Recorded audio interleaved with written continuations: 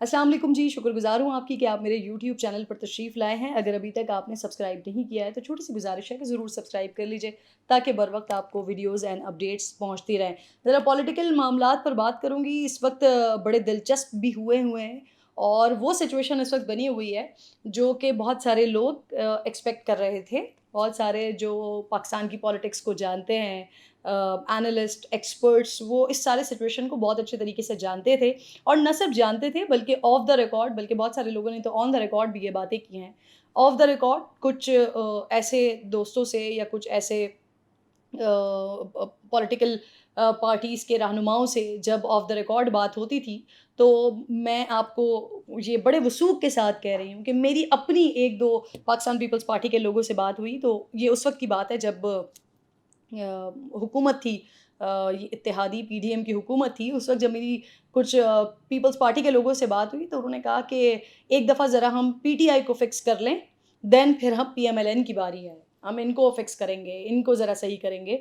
और वो ये बात इस वजह से करते थे क्योंकि देखें, पीटीआई और पीएमएलएन या पीटीआई वर्सेस पीपल्स पार्टी या पीटीआई वर्सेस दीगर जमातें, ये अभी 5, 6, 7 साल का गेम है सारा। लेकिन उससे पहले जो सही में एक-दूसरे के हरीफ हुआ करते थे, वो मुस्लिम लीग नून और पाकिस्तान पीपल्स पार्टी ही थे।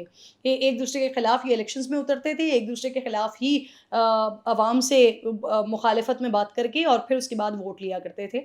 तो ये एक उस राइवलरी को या उस सियासी जो उनका आपस में इख्तिलाफ है या जो सियासी मामलात उनके रहे हैं, वो उनके ज़हनों में बहुत अच्छे तरीके से था।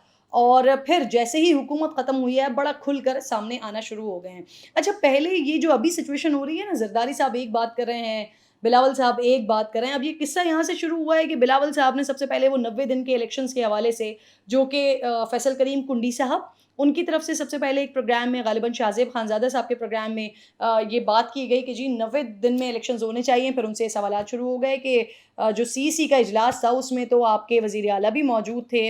आपकी तरफ से नॉमिनेटेड पाकिस्तान पीपल्स पार्टी की 2 शख्सियात वहाँ पर मौजूद भी थीं। तो जब आप लोगों ने इस बात पर एतराज़ क्यों नहीं किया? तो उनका वहाँ से जवाब ये आता है कि जी हमने मरदमशुमारी का जो नतीजा था उसके हवाले से हमने कहा था कि जी ठीक है, उसको जारी कर दिया जाए। लेकिन इलेक्शंस जो हैं वो 90 दिन के अंदर ही होना चाहिए और ये जो जितना भी प्रोसेस है हल्का-बंदियों के हवाले से, दीगर चीज़ों के हवाले से, वो इन 90 डेज़ के अंदर ही होना चाहिए।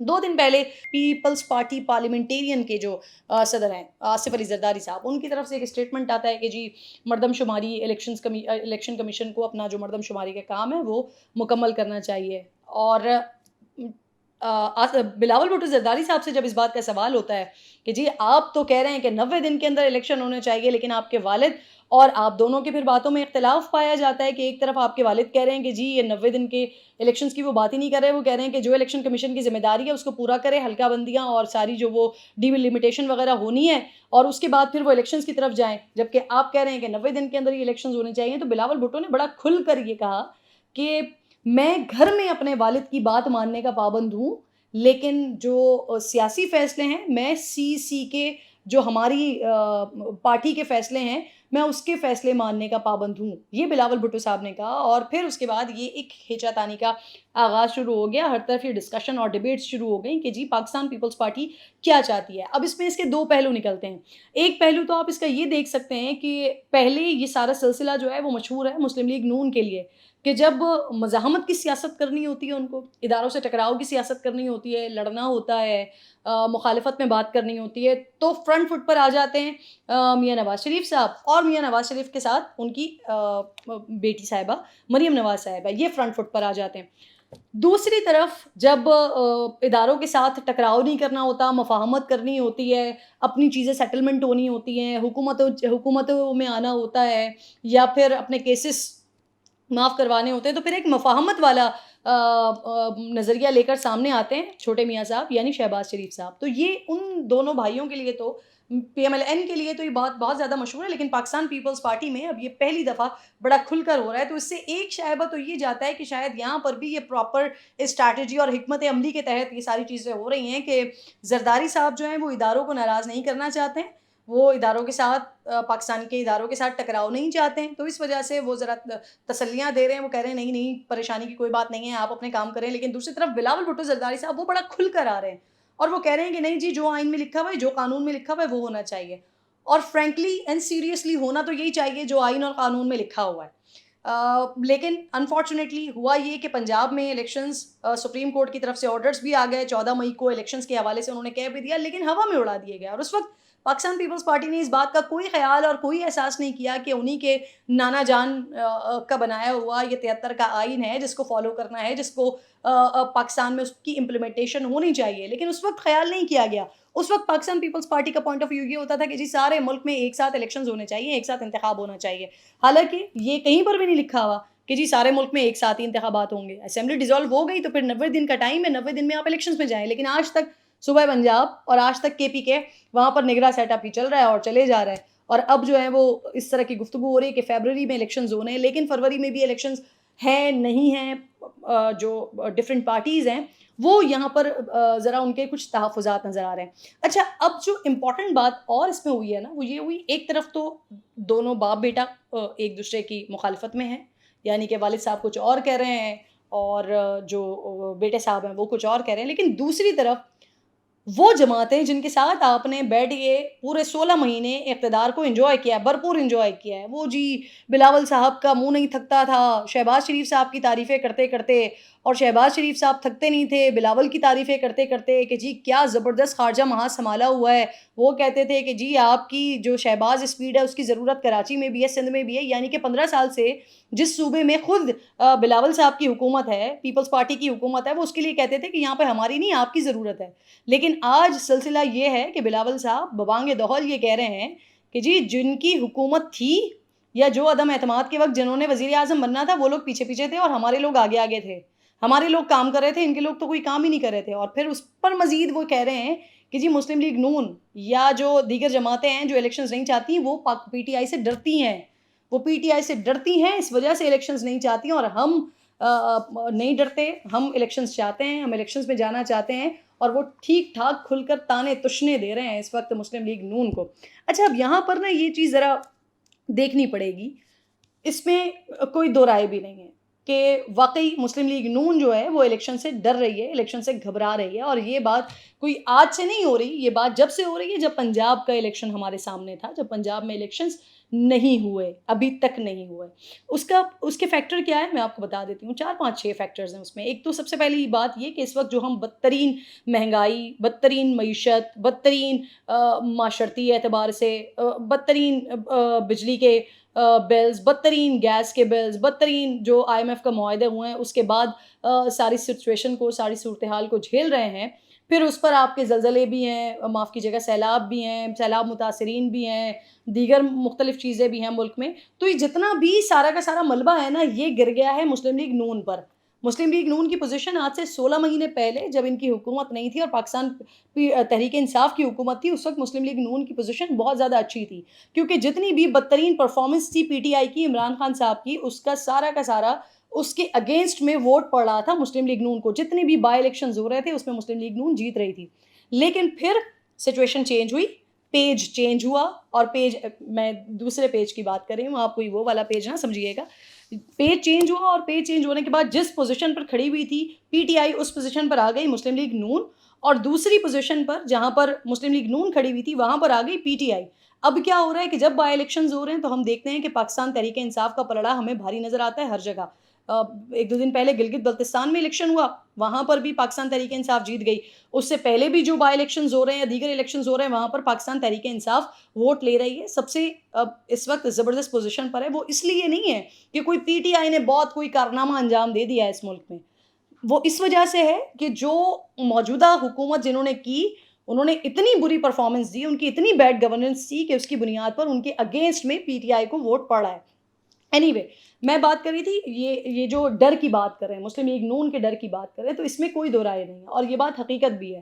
اس کا بیگیج, جو پرفارمنس کا بیگیج ہے وہ مسلم لیگ نون کے اوپر ہے.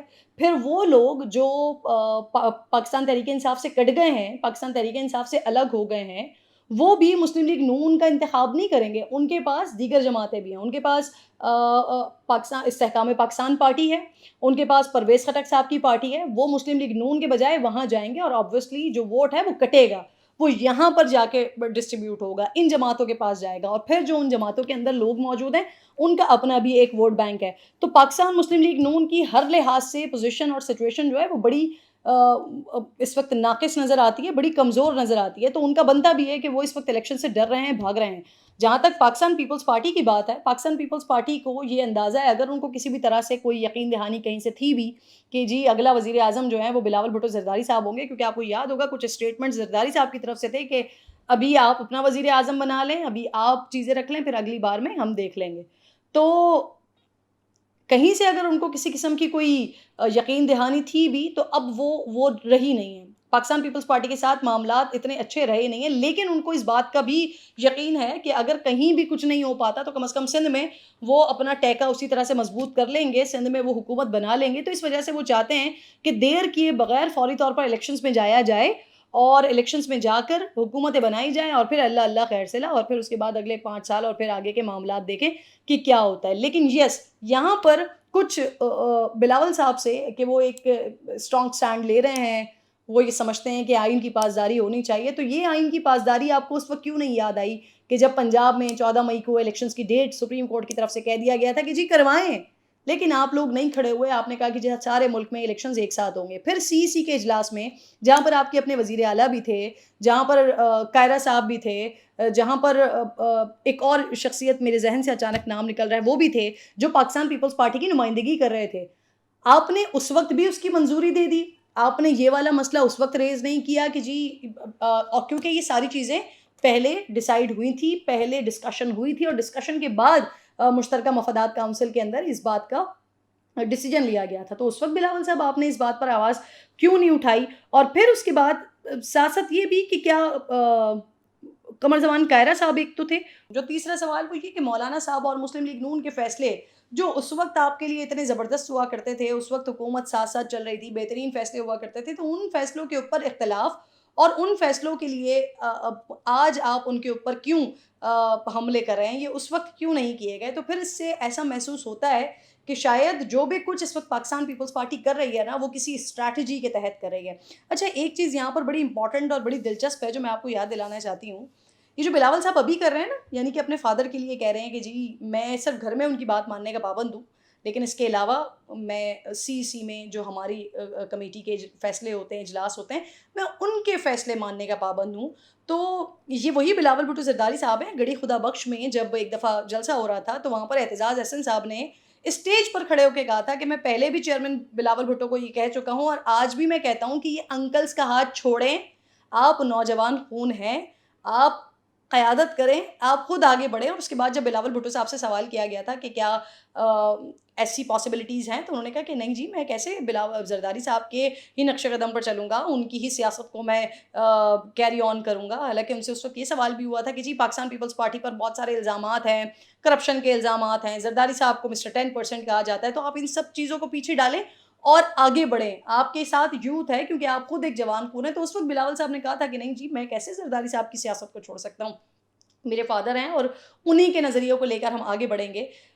اور یہی وہ ریزن تھا کہ جس کے بعد اعتزاز احسن صاحب جو ہیں وہ پھر پاکستان پیپلز پارٹی سے ذرا پرے پرے ہی نظر آتے ہیں. اور ابھی جب پچھلی جو ان کا اجلاس ہوا ہے پیپلز پارٹی کی کمیٹی کا، سینٹرل کمیٹی کا، اس میں اعتزاز احسن صاحب تھے لیکن زرداری صاحب نہیں تھے. بہت سارے لوگ کہتے ہیں زرداری صاحب ملک میں نہیں تھے، لیکن تاثر یہ ملتا ہے کیونکہ اعتزاز احسن صاحب اس میٹنگ کا حصہ تھے، تو اس وجہ سے زرداری صاحب نے وہاں شامل ہونا مناسب نہیں سمجھا. اور اب ایسا لگتا ہے کہ بلاول صاحب کو بہت عرصے کے بعد اعتزاز احسن صاحب کی بات سمجھ آئی ہے، اور پھر یہیں سے ہی وہ کانفلکٹ نظر آتا ہے کہ اعتزاز احسن صاحب بلاول صاحب کے ساتھ کھڑے ہوئے یا پھر زرداری صاحب کے ساتھ کھڑے ہوئے.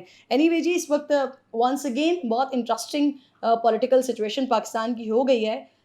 شاید ڈسکشن کرنے میں بڑے مزے کی ہے، شاید ٹاک شوز کرنے کے لیے یہ سچویشن بڑے مزے کی ہے کہ آپ پولیٹیکل پارٹیز میں اندر کھینچا تانی جو چیزیں چل رہی ہیں، لیکن یہ ملک کے لیے اچھی سچویشن نہیں ہے.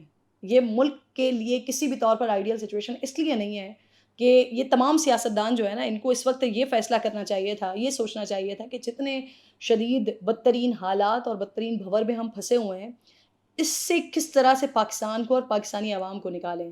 لیکن مسئلہ اور مجبوری اور ہماری بدقسمتی یہی ہے کہ ہم پچھلے 76 سالوں سے اسی طرح کی چیزوں میں پڑے ہوئے ہیں، اسی طرح سے کھینچا تانی میں پڑے ہوئے ہیں. جب الیکشنز آتے ہیں ایک دوسرے کے اوپر الزامات لگاتے ہیں اور الزامات لگا کے کسی کا پلڑا بھاری ہو جاتا ہے، کسی کا پلڑا ہلکا ہو جاتا ہے، کوئی حکومت میں آ جاتا ہے، کوئی اپوزیشن میں چلا جاتا ہے اور پھر 5 سال بھی یہی ساری چیزیں چل رہی ہوتی ہیں. ابھی 16 مہینے بھی یہی ہوا. عوام کے لیے اس میں کچھ بھی نہیں ہوا. اپنا بے حد خیال رکھیے. انشاءاللہ اگلی ویڈیو میں آپ سے ملاقات ہوگی. اللہ نگہبان.